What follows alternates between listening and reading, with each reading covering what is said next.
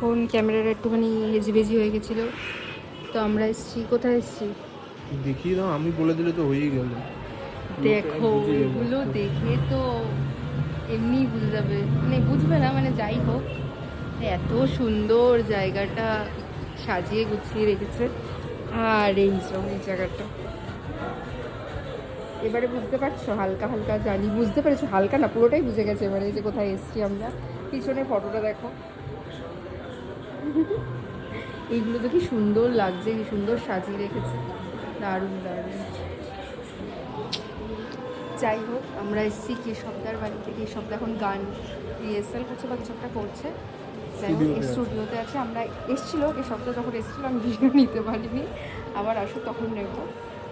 যাই হোক, পরে আবার দেখাচ্ছি আসলে। এই যে ইনি বসে আছেন, হাই হাই, খালি SMS কার সাথে গল্প করে যাচ্ছে।